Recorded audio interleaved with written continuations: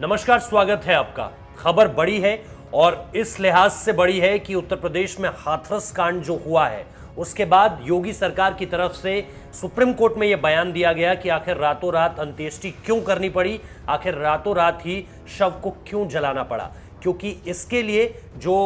हर कोई न सिर्फ यूपी सरकार को बल्कि यूपी पुलिस को भी निशाने पर ले रहा था कि आखिर परिजनों को बिना बताए, जो निश्चित तौर पर एक आरोप लग रहा है यूपी सरकार पर भी और यूपी पुलिस पर भी, लेकिन अगर उनके हिसाब से इस पूरे के पूरे मामले को देखें तो वो कह रहे हैं कि परिवार के कुछ सदस्यों को जो है वो बताया गया था, इसके बारे में जानकारी दी गई थी। लेकिन इसके अलावा जो बड़ा डेवलपमेंट सामने निकल कर आ रहा है, जब सुप्रीम कोर्ट ने पूछा कि आपने ऐसा आखिर किया क्यों, रातों रात ऐसी क्या मजबूरी आन पड़ी कि आपको ये कदम उठाना पड़ा, तो उन्होंने निश्चित तौर पर कहा है कि कुछ रिपोर्ट्स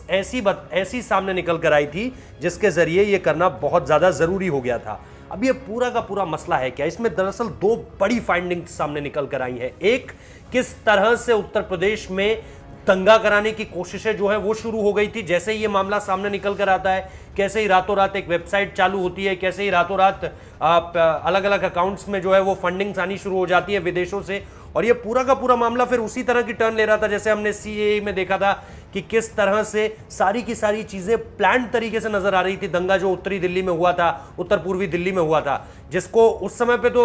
लगातार लोग कह ही रहे थे कि ये पूरा का पूरा प्लान है, लेकिन उस समय पे कोई चीज सामने निकल कर नहीं आई। लेकिन बाद में जब हमने देखा कि इसको लेकर के फाइंडिंग्स सामने आई तो पता चला कि ये पूरी तरह से प्लान था, हर चीज डिसाइडेड थी, हर चीज एक तहत प्लान के तहत चल रही थी। वैसा ही कुछ यहां पर भी हुआ। अब जरा ये समझिए कि योगी सरकार ने हाथरस केस में जो हलफनामा दायर कर सुप्रीम कोर्ट में सीबीआई जांच के भी निर्देश दिए और सुप्रीम कोर्ट को कहा है कि आप ही इसकी निगरानी कीजिए, आप ही अध्यक्षता कीजिए, आप ही यह तय कीजिए कि कैसे ये सारा का सारा मामला आगे बढ़ना चाहिए। और इसके साथ साथ सीबीआई की निश्चित तौर पर उन्होंने आग्रह किया है कि इस पूरी की पूरी जो मामले की जांच है वो सीबीआई से होनी चाहिए। अब दरअसल ये तो बता दिया योगी सरकार ने कि क्यों हमें रातों रात जो है वो अंत्येष्टि करनी पड़ी। इसके साथ साथ प्रशांत कुमार ने जो कल अहम बातें कही हैं, एडीजी लॉ एंड ऑर्डर हैं जो पूरी की पूरी कानून व्यवस्था संभालते हैं, उनके साथ साथ जो खुफिया एजेंसी के खुलासे हुए हैं वो क्या कहते हैं, दरअसल उन्हें आपको बहुत अच्छी तरीके से सुनना चाहिए, बहुत डिटेल्ड में आपको जानना चाहिए कि वो सारी की सारी चीजें क्या थी।